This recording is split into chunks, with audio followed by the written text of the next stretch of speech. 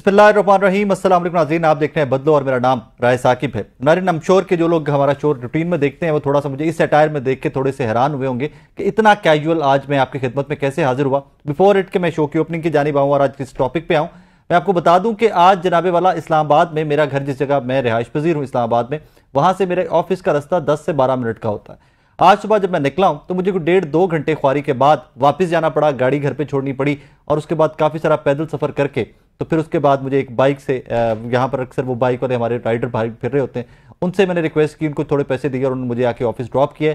अच्छी खासी वॉक भी 15-20 मिनट, आधे घंटे की इस गर्मी में वॉक, उसके बाद बाइक पे सफ़र करते कराते मैं ऑफिस पहुंचा हूं। और ये मेरा हाल नहीं है, आज हमारे ऑफिस का तमाम स्टाफ जो है वो इसी तरह पता नहीं कहाँ कहाँ से घूम कर पहुंचा है। इमरान भाई हमारी टीम मेंबर हैं, वो बता रहे थे पता नहीं इस्लामाबाद की पैदाइश है उनकी, लेकिन पता नहीं उन रास्तों से घूम के आए हैं कि वो एरियाज, वो देहात जो उन्होंने पहले कभी नहीं देखे थे, आज उन्होंने वो भी एक्सप्लोर किए हैं। वजह क्या थी कि जनाब इस्लामाबाद के तमाम रास्ते जो थे वो कंटेनर लगाकर बंद कर दिए गए थे। हालांकि I live entirely on different side के जलसा गाह संजानी में है आज, जहां पर तहरीक इंसाफ जलसा करने जा रही है, और मेरी रिहाइश का इंटायरली डिफरेंट वेन्यू है, बिल्कुल एक अलग जगह है जहां पर लेना देना कोई नहीं था जलसे का, बट इवन देन पूरे इस्लामाबाद को कंटेनर लगाकर बंद कर दिया गया था। और यही वजह है कि मैं इस हुलिये में आपके सामने हाजिर हूं। अब आइए जरा जलसा पे। आज आपको पता है कि तहरीक इंसाफ का जलसा एक बड़ा इवेंट था। 5 दफा ये जलसा पहले पोस्टपोन हो चुका था और ये जलसा 8 फरवरी के इलेक्शन के बाद 5 दफा पोस्टपोन हो चुका हुआ है।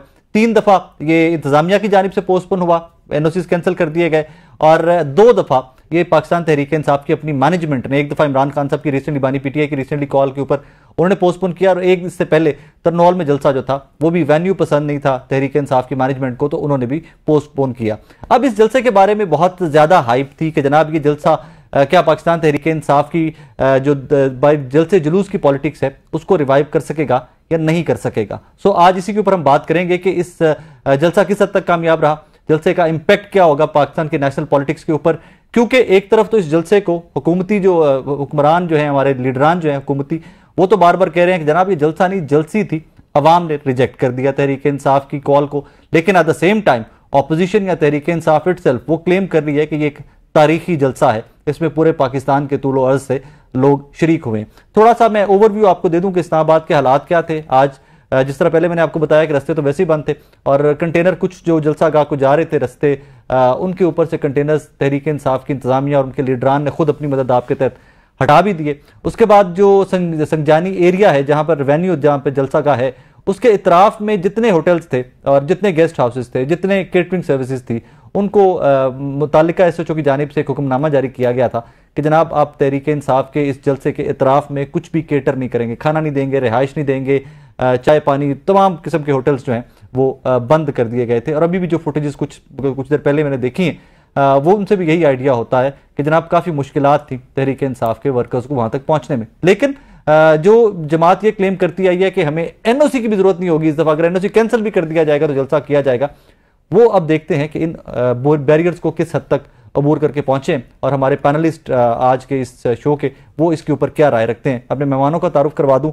आज के हमारे शो के पैनलिस्ट होंगे इमरान शफकत साहब, सीनियर एनालिस्ट हैं, सीनियर सहाफ़ी हैं, अजमल जामी साहब सीनियर एंकर पर्सन हैं, एनालिस्ट हैं, और इसहार राना साहब सीनियर एंकर पर्सन हैं, एनालिस्ट हैं। आप तमाम मेहमानों का बहुत शुक्रिया। नाज़रीन, इमरान शफकत साहब से गुफ्तगू का आगाज़ करते हैं और पूछते हैं कि आज का शो पाकिस्तान तहरीक इंसाफ जो एक बड़ा डिलेड शो था, 5 दफ़ा पोस्टपोन हो चुका था, ये जलसा आज फाइनली हुआ, कैसा पावर शो था, किस हद तक कामयाब हुई तहरीक इंसाफ? इमरान साहब, सर किस हद तक तहरीक इंसाफ कामयाब हुई आज? देखिए, जलसा कोई भी सियासी जमात जब करती है तो उस जलसे के कोई ना कोई अगराज व मकासद होते हैं। पाकिस्तान तहरीक इंसाफ जो है वो, मेरा ख्याल है कि जलसे के बगैर भी वो अपना एक नैरेटिव जो उन्होंने बिल्ड किया हुआ था या किया हुआ है वो तो उसमें कामयाब हैं। अब मसला ये है कि जो सियासी जमातें होती हैं वो बेसिकली एक नैरेटिव बिल्ड करके, एक हाइप क्रिएट करके, या यूं कह लें कि अपने मौकफ को स्ट्रेंथन करने के लिए ये साबित करती हैं कि उनके पीछे अवाम की ताकत खड़ी है, तो उसको फिर उन्होंने ट्रांसफॉर्म करना होता है या उसको ट्रांसलेट करना होता है किसी और चीज में। तो अब देखना यह है कि क्या पाकिस्तान तहरीक इंसाफ के जो ऑब्जेक्ट्स हैं वो हैं क्या, मकासद हैं क्या, वो अचीव क्या करना चाहती है, और वो जो अचीव करना चाहती है अपनी जो अवामी ताकत है उसको वो उस में ट्रांसलेट कर पाती है या नहीं कर पाती, उसको कन्वर्ट कर पाती है कि नहीं कर पाती। बुनियादी तौर के ऊपर जो इस तरह की मैदान के अंदर जो अपनी पावर साबित करनी होती है, उसका अल्टीमेट रिजल्ट ये होता है कि आपने टेबल के ऊपर बैठ के अपनी जो मुज़ाकरात करने की, नेगोशिएट करने की जो पोजीशन है, वो उसको आपने स्ट्रांग साबित करना होता है। तो अब देखना यह है कि पाकिस्तान तहरीक इंसाफ जो है वो इसको उस यानी मुज़ाकरात की टेबल पर लेके आती है कि नहीं लेके आती। मुज़ाकरात उन्होंने किन के साथ करने हैं? अभी तक तो वो पाकिस्तान की जो सियासी कुव्वतें हैं उनके साथ वो मुज़ाकरात करने के लिए तैयार नहीं है। तो क्या पाकिस्तान की इस्टेब्लिशमेंट को इस तरह वो टेबल के ऊपर आने पर मजबूर कर देंगे? ये बहरहाल एक सवाल है। लेकिन पिछले तकरीबन आप अगर अंदाजा लगाएं तो जितनी भी इनकी वोट ऑफ नो कॉन्फिडेंस के बाद सियासत है, वो अभी तक उनको इस मकसद में कामयाब करने में कामयाब नहीं हो सकी, यानी कि पाकिस्तान टेबल तक नहीं ला सकी उनको, वो मुज़ाकरात की टेबल के ऊपर ले आए। जामी तो साहब देखते हैं कि वो जामी साहब किस हद तक कामयाब शो था। और जिस तरह इमरान भी कह रहे हैं कि जनाब देखिए अगराज़ो मकासद क्या है कि इवेंचुअली टेबल पर ला सकते हैं एस्टैब्लिशमेंट को और तहरीक इंसाफ को, ये वोटर और ये सपोर्टर जो आज इकट्ठे थे। What do you think? बहुत शुक्रिया जी। आपके दीगर जो मेहमानान हैं, हम मेरे उस्तादों में से शुमार होते हैं, उन सबकी खिदमत में सलाम। मुझे तो इस बात की समझ नहीं आ रही कि अगर पाकिस्तान तहरीक इंसाफ नामी एक जमात, सियासी जमात, अगर वो कोई जलसा करना चाह रही है, शो ऑफ पावर करना चाह रही है, तो उसे रोका क्यों जाता है? ऑन दी पैरेलल हमारे इंतहाई काबिल एहतराम हजरत मौलाना फजल रहमान तारीखी इज्तिमात बर्पा कर रहे हैं लाहौर में, कराची में, जगह जगह। उनको कराची में भी एनओसी नहीं चाहिए होता, उनको लाहौर में भी एनओसी नहीं चाहिए होता, और वो बड़ी आसानी से जनाब शानदार अवामी पावर का मुजाहरा करते हैं और गुफ्तगू भी बड़ी उम्दा करते हैं। तो दूसरी जानिब मुझे जमात इस्लामी दिखाई देती है, उनके अमीर भी एक एहतजाजी कुव्वत लेके साहबाद पहुंच जाते हैं, उनको भी उस तरह से रोक धोक, पकड़ धक्कड़ या कंटेनर या एनओसी का मामला उनके लिए भी नहीं रखा जाता। उससे पहले आपने देखा होगा हमारे टीएमटी के दोस्त वो भी वहां पहुंच गए थे। तो मुझे तो एक वैसे एक आम शहरी, एक सियासत के तालिब इल्म के तौर पर यह सवाल मेरे जहन में खटक रहा है। मैं अपने साजा से पूछना चाहूंगा कि भाई ऐसी क्या बात है, क्या पीटीआई ने कोई क्लाशकोफ पहनी हुई है? पीटीआई को क्यों रोका जा रहा है? लीडर तो उनका बाहर अंदर बैठा हुआ है, जेल में है। क्या ये जलसा करके लीडर रिहा करवा लेंगे? जवाब है नहीं। क्या ये जलसा करके जैसे शाह साहब फरमाने टेबल पे आ जाएंगे? नहीं। तो जलसा करने का एक असेंबल, जो राइट टू असेंबल का है, आर्टिकल 16 आपके कानून का, कॉन्स्टिट्यूशन का, वो इजाजत देता है। तो मेरे तो सवाल बड़े बुनियादी हैं। जलसा कैसा था, उसमें किसने क्या खिताब किया, और कितना कामयाब था, कितना फ्लॉप था? साकिब गरल साहब ये कहानी बात की है, पहले तो मेरे बुनियादी सवालों का जवाब ढूंढ दें मुझे। बुनियादी सवालों के जवाब जो है ना आपके, वो रिसेंट लेजिस्लेशन के अंदर है। 3 साल कैद और फिर 10 साल कैद, उसमें सारे सवालों के जवाब आपके और मेरे, हम तमाम लोगों के सवालों के जवाब पार्लिमान ने दिए हैं, उसमें मौजूदा हुक्मरान जमात ने दिए हैं उसमें। नहीं, वो बगैर पूछे, बगैर इजाजत के, बगैर इजाजत के। लेकिन एनओसी किसी भी टाइम कैंसिल भी तो हो सकता है ना? हाँ बिल्कुल हो सकता है, किसी भी टाइम कैंसिल हो सकता है। एक लोकल एसएचओ साहब आके कह सकते हैं जनाब के नहीं भाई चलें। इसार राना साहब, सर जामी साहब तो एक डिफरेंट अपना पर्सपेक्टिव दे रहे हैं। वो कहते हैं कि जनाब किस चीज की इस पे प्रॉब्लम कहां पे गवर्नमेंट को, इतनी इनसिक्योर क्यों है गवर्नमेंट कि अगर एक सियासी जमात है उसका हक है, वो जलसा करना चाहती है, वो किसी भी किस्म की तकरीर करना चाहती है with in the given parameters, तो वो करें। प्रॉब्लम कहां पे? तो हुकूमत क्यों इतनी इनसिक्योर है? एक्चुअली मसला हुकूमत का है ही नहीं। इन बेचारों की क्या ना ये 3 में ना 13 में, ये तो वो कठपुतलियों के पाटे खान है। इनको डोर हिला के यूँ खड़ा कर दो, यूँ खड़े हो जाएंगे, यूँ डोर हिला के खड़ा कर दो, यूँ हो जाएंगे। तो ये तो मैटर ही नहीं करते, दे आर इररेलेवेंट। असल बात कहीं और है, ये मैसेज कहीं और होगा। और जो अभी मुझसे पहले इमरान बात कर रहे थे कि इस्टेब्लिशमेंट जो है असल तो उसको एक मुज़ाकरात की तरफ लाना है। तो आज का जलसा तो मेरी नज़र में जलसा अब वहाँ बंदा एक भी ना पहुँचे तब भी कामयाब हो गया। पीटीआई पे जो ये एक छाप लग गई थी मौजूदा लीडरशिप पे कि वो जलसा नहीं कर सकते, उन्होंने उसको गलत साबित कर दिया। 29 रास्ते हैं जो ब्लॉक किए गए हैं, जगह जगह जगह जगह कंटेनर खड़े हैं, तो लोगों को रात ही रात उनके घरों पे छापे मारे गए। पंजाब हुकूमत ने माजी में 9 मई के नाम पे जितनी फस्तायत का मुजाहरा किया और लोगों को खौफ का शिकार कर दिया। घरों में घुस के खवातीन से बदतमीजी, घरों का सामान उठा ले जाना, बच्चों को उठा के ले जाना। उसके बाद भी अगर आज ये लोग बाहर निकले हैं तो ये इस बात की अलामत है कि आप जुल्म और जबर से वक्ती तौर पे तो कोई चीज़ रोक सकते हैं, मुस्तकिल तौर पे नहीं रोक सकते। और आज पीटीआई ने ये साबित कर दिया कि, और हाँ सॉरी एक चीज़ और में, ये जो आपने मुझसे कहा ना खौफ क्या है, खौफ ये है कि अगर पीटीआई अपने रिदम पे वापस आ गई, अब क्रिकेट में को बॉलर आउट ऑफ रिदम होना तो बैट्समैन बड़े आराम से खेलता है, लेकिन जैसे उसका रिदम बनता है उसे पता था कि इन्हें किल्लियाँ उड़ा देनी है, पावे अंपायर भी हमारे साथ हो तो 10 दफ़ा नो बॉल भी देगा तो 11वीं दफ़ा भी हमने बोल्ड ही होना। तो ये खौफ का शिकार हैं, हवा में लटके हुए बुलबुलें हैं, इन्हें पता है हम किसी टाइम भी फट सकते हैं। और एक तरफ ही अपने आप मुंह पे जमहूरियत का इन्होंने बहुत बड़ा वो मास्क लगाया हुआ है, हम जमहूरियत पसंद हैं। दूसरी तरफ ये इतने ज़्यादा जिसे कहना चाहिए ना जमहूरियत कश लोग हैं कि रातों रात पार्लियामेंट ने कभी 24 घंटे के अंदर अवाम की फलाह के लिए तो कोई कानून पास नहीं किया। कभी उसने ये पास नहीं किया कि लोग भूखे मर रहे हैं, इनका क्या क्या किया जाए। कभी इसने ये पास नहीं किया कि 2.25 करोड़ बच्चे स्कूलों से बाहर हैं, उनका कुछ किया जाए। कभी उसने ये नहीं किया कि पाकिस्तान शुगर में नंबर 1 आ गया है, हमें इसके ऊपर बात करनी चाहिए, इन्वायरमेंटल पे बात करनी चाहिए। इन्हें एक ही खौफ है, इमरान खान। सोते जागते उठते बैठते, डॉक्टर लिखता ना सुबह दोपहर शाम, इनको लिख के दे दिया है कि तुमने इससे खौफजदा रहना है, तुम्हारा इसका नाम आएगा। किसने लिख के दिया इनको? डेफिनेटली जिन्होंने इन्हें बिठाया हुआ है, इसमें कोई छुपी हुई बात है? ये कोई खुद बैठ सकते हैं, फॉर्म 47 लेके भी पार्लियामेंट में नहीं बैठ सकते थे। लेकिन अगर ये बैठे हुए हैं तो उन्हें भी पता है कि इसके एवज हमने अपने अदालतों से अपने तमाम गुनाह माफ करवाए हैं।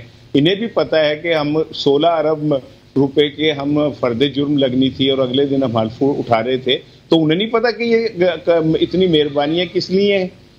उन्हें नहीं पता कि लंदन के अंदर नवाज शरीफ से जाके कौन कौन मुलाकातें करता रहा कि आप पाकिस्तान वापस आए, आपके तमाम मसाइल हल हो जाएंगे, तमाम मुकदमात खत्म हो जाएंगे। उन्हें नहीं पता कि कौन बुला के घरों में बैठ के कहता था कि पहले पंजाब दे देंगे फिर विफाक दे देंगे। सबको पता है। तो जो खौफ इनके अंदर मौजूद है, क्योंकि इनकी झूठ सी नहीं है अवाम में। आप जितने मर्जी टिकटॉक बना लें, जितने मर्जी 16 कैमरों का शूट करा लें, उससे कोई फर्क नहीं पड़ रहा। अब वहां इन्हें खौफ ये कि अगर अवाम एक दफा वापसी कर ली, एक दफा इस खौफ की दीवार को तोड़ के बाजारों गलियों में निकल आए तो इनके लिए छुपना मुहाल हो जाएगा। जिसलिए आज ये इतनी फस्तायत का मुजाहरा कर रहे हैं। लानत ऐसी जमहूरियत के ऊपर कि एक तरफ आप फजलुर रहमान को फैसिलिटेट करें लाहौर के अंदर, उनके लिए मेट्रो बंद कर दें, उनके लिए सारे रास्ते खोल दें कि एक एक बंदा इनका आराम से पहुंच सके पूरे पाकिस्तान से। एक तरफ ये जनाब अली वो तहरीक लब्बैक वालों को गोद में उठा के पप्पे करते हुए लेके आए इस्लामाबाद और कहीं यहाँ पे बैठ के आप अपनी मर्जी करें। एक तरफ जमात इस्लामी मुका करके वो आए और कि जी हम तो बिजली के खिलाफ आए और 2 रुपए बिजली बढ़वा के घर जाके बैठ जाएं। लेकिन अगर एतराज है मुझे उस्ताद मोहतरम इसार राना साहब के मेटाफोर और इस्तारे के ऊपर शदीद एतराज है।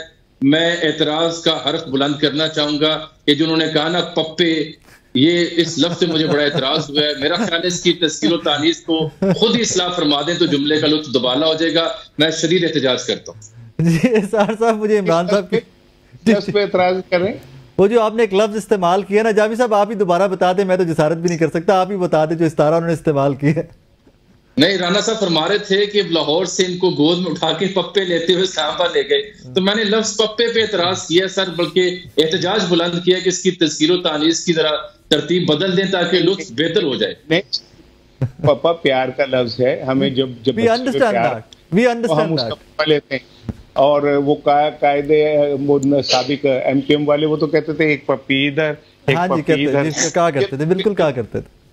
ये तो प्यार से कहा जाता है कि जो लाडला बच्चा होता है उसको गोद में उठा के हम प्यार। लेकिन सर कभी पीटीआई भी तो यूं ही लाडली थी ना, कभी यूं ही लाडली थी। वो तो ओहो, देखें मेरी बात सुनो, ये तो मैं कह ही नहीं रहा। मैंने कहा कि पीटीआई लाडली नहीं थी, मैंने तो कोई भी ऐसी बात नहीं की। इस मुल्क के अंदर कौन सी जमात है जो एक वक्त में लाडली नहीं रही और एक वक्त में बदतरीन बच्चा बुढ़ नहीं बनी। चले इसी पे एक जुमला मेरे सब, ताकि आगे से इमरान बात करेंगे, जामी साहब बात करेंगे कि ऐसे क्यों है कि हम सब मरहूने मिन्नत हैं एक ही जगह के, क्यों नहीं हमारे अंदर बड़ा वैलिड क्वेश्चन, और यही मैं इमरान साहब की खिदमत में लेके हाजिर हूँ। इमरान साहब, ऐसा क्यों है जिस तरह एसआर राना साहब ने, मेरा क्वेश्चन भी यही था बट उन्होंने क्वेश्चन ये टेकअप पहले कर लिया, उन्होंने पॉइंट रेज कर दिया कि एक ही जगह के मरहूने मिन्नत सारे हैं, कोई आज फेवरेट होता है, कल वो हिटलर, जो आज हिटलिस्ट पे है कल फिर से फेवरेट होगा, और ये इसी तरह चली जा रहा है। देखें, बात यह है कि हमें अपने सियासी जमातों का जो तर्ज अमल है उसके ऊपर बहरहाल हम उनको क्रिटिसाइज भी करना चाहिए, और ये हमारा हक भी है, हमें जवाब तलबी भी करनी चाहिए बतौर पाकिस्तान के शहरी के। लेकिन जब हम जमहूरियत को मजमूई तौर के ऊपर कह लें कि जद में ले आते हैं तो बड़ी गड़बड़ होती है। मैं सिर्फ इतना गुजारिश करना चाहता हूं कि ये कसूर तो हमारी सियासी जमातों का है, जो अभी आपने जो सवाल उठाया या जो राना साहब बात कर रहे थे, हम उन सियासी जमातों को कुछ नहीं कहते। यानी हमने रखी हुई हैं कि जी कि अगर मुझे इमरान खान साहब की शक्ल बड़ी बुरी लगती है तो मैं इमरान खान साहब को हदफ तनकीद बनाऊंगा, अगर मुझे पाकिस्तान मुस्लिम लीग नून की शक्ल जो है वो अच्छी लगती तो मैं उसको कर लूंगा, पीपल्स पार्टी की को मैं कोई फेवर दे जाऊंगा। बात यह है कि सिस्टम तब्दील होना चाहिए। ये आप थोड़ा सा अगर मुझे एक मिनट दें, दसका में पाकिस्तान तहरीक इंसाफ हार रही थी ये, और जितने भी इंतखाबात हुए थे वो शिकस्त खा रही थी पाकिस्तान तहरीक इंसाफ। लेकिन ये क्या हुआ कि पाकिस्तान तहरीक इंसाफ का पहले के ग्राफ जो है वो एकदम बढ़ गया। पहले के इंतखाब जब बादल आए, आप मेरे ख्याल आप ज़िमनी इंतखाब की बात करें, नौशीन इफ्तिखार वाला जो था जी, जब वो जितने भी उस इमरान खान साहब के दौर में उनके जो हुए हैं, मासवा एक आध के, वो कोई इलेक्शन नहीं जीत सके। इसकी वजह यह है कि पाकिस्तान की कौम इस सिस्टम से, पाकिस्तान के रियासती निजाम से तंग आ चुके हैं। लेकिन इमरान साहब फिर बाद में जब जिमनी इलेक्शन हुए, जी बाद में जिमनी इलेक्शन हुआ, जो एमपीएस जो आपको याद है जो डिफेक्ट कर गए थे, उसके बाद एट वंस पीटीआई ने स्वीप भी तो किया था 13 इंतखाब। सर मैंने वही मैं गुजारिश कर रहा हूं कि लोग जो हैं वो इस सिस्टम के खिलाफ हैं। उनको लगा, ये लोगों को आज भी लगता है कि इमरान खान साहब जो हैं वो शायद इस सिस्टम को तब्दील करना चाह रहे हैं, शायद वो जो 75 साल का फरसूदा निजाम है वो उसको उखाड़ के फेंकना चाह रहे हैं, शायद वो पाकिस्तान की इस्टेब्लिशमेंट का जो अमल दखल है उसको कम करना चाह रहे हैं। अब ये आप पे है कि अब आप सोचें, आप सीनियर लोग हैं, कि क्या कोई पाकिस्तान में एक भी सियासी जमात ये चाहती है? प्रैक्टिकली नहीं चाहती। अगर चाहती होती तो इमरान खान साहब जो हैं वो जनरल आसिम बाजवा साहब, आसिम मुनीर साहब के तरले ना ले रहे होते। अगर ये चाह रहे होते तो वो यानी बड़े सारे वो क्वार्टर्स के जी, वो जो पिछली थी 22 अगस्त का जो जलसा उन्होंने कैंसिल किया था, उम्मीद पे किया था। तो बात यह है कि पाकिस्तान की कोई सियासी जमात जो है, नवाज शरीफ साहब वोट को इज्जत देते देते पता नहीं कहां पे जाके बैठ गए होंगे, ये आपके सामने है। तो जब पाकिस्तान की किसी सियासी जमात ने ये लोगों को उम्मीद दिलाई कि इस फरसूदा निजाम को वो तब्दील करेंगे, लोग उनके साथ हुए।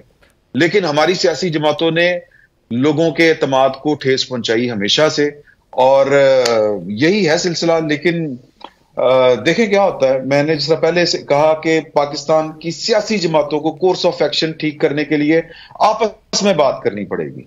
ये कभी पाकिस्तान इमरान साहब अभी कह रहे थे ना कि जाती है, कभी नून लीग फेवरेट हो जाती है। इमरान साहब जैसे फरमा रहे थे कि पता नहीं मियां साहब वोट को इज्जत देते कहां के कहां जा बैठे। मुझे तो अभी रिसेंटली सुनने में आया कि वो कोई ट्रैक्टर खराब हो गए थे और वो ट्रैक्टर ठीक करवाते फिरे, उनकी इंक्वायरी कमेटी बनाई मियां साहब ने। अभी तो यहाँ पे एक छोटा सा ब्रेक लेना है, मैंने ब्रेक के बाद वापस आएंगे तो अजमल जामी साहब से आज करूंगा कि जनाबे वाला एट वंस ठीक बात है कि हम हमेशा क्रिटिसाइज या हमेशा जो तनकीद का निशाना है वो सियासी जमातें ही बनती हैं, और ये भी कहा जाता है कि जनाब आप ही उधर जाते हैं।